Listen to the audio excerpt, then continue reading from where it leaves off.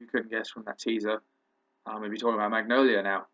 Um, that film, which came out in 1999, and was got a lot of critical praise. To be fair to it, it's got a much better critical reception than anything I've talked about so far, probably combined. So good for it. It's also, I guess, the oldest one as well, because everything else has come out like 2006 to now. Um, so this film, his story plot's like not straightforward. It's like a bunch of little plots all kind of brought together.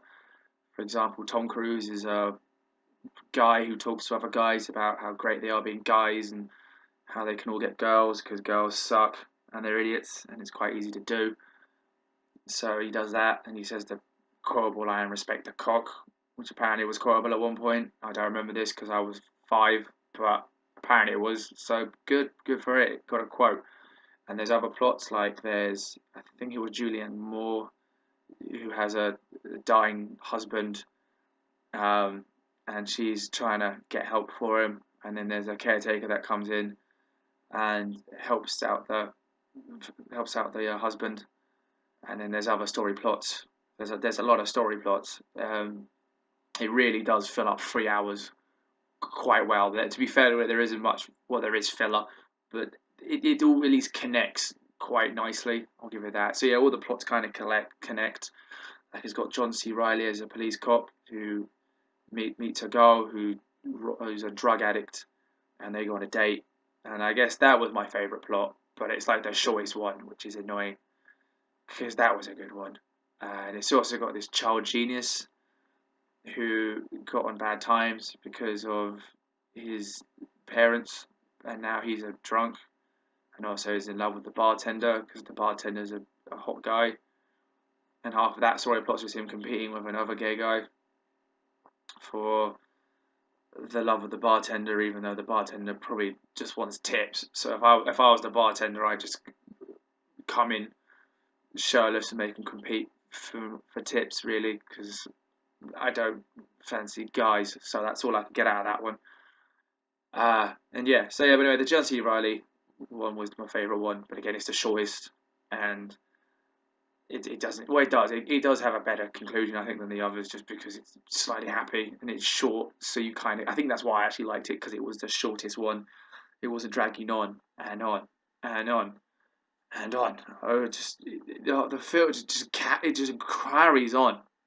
Like I watched Batman v Superman the other day for the first time. That's like 3 hours, but like at least stuff happens in that one. This just I don't mind films where they just talk, but there's got to be something of substance. It just goes on and on and on, and none of it seems to matter. And then it wouldn't be too bad if there was a good conclusion, but there isn't. I won't spoil it, but you won't guess. And if you do, how the fuck have you guessed? You're some sort of wizard. Because gee, it just comes out of nowhere, and it doesn't. It's clearly meant to be the thing to make you think, but all it makes you think is why the fuck did that happen? And or you think again, you think at least some more would connect, but it doesn't. It just ends up that there's two families and John C. Riley and the genius kid, and that's what the connection seems to end up being. So yeah, that's a bit annoying, and again, as I said it before, but it just goes on and on and on, and none of it just seems to sodding matter. I mean, there's a lot of kind of dramatic and inspirational kind of talk in it, but you just after 2 hours, why would you fucking care? Like, if you're going to be a long film like Lord of the Rings or Star Wars, have something going on for God's sake. Like Lord of the Rings had like a lore to it, which you could get behind, and there was big fighting and spectacular scenes in the background of New Zealand, which made me want to go to New Zealand, but it turns out it's expensive and I'm unemployed. So it's another reason to rewatch Lord of the Rings and The Hobbit because it's it's got the nice views of New Zealand I can't go and see for myself. But Magnolia doesn't. I think it's in California, and I like to go California, but it's not exactly spectacular scenes of California. It's film sets and rooms, which I'm never going to see when I go to California. So who cares? Yeah, that's my 2 cents on that film. Uh, I guess I got to rate it.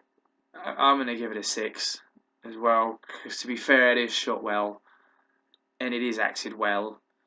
And I can't say I walked away being totally disappointed. It's just if it was like an hour shorter, if they got rid of one of the families, I think it still would have worked fine, and it wouldn't have been such a waste of time to watch.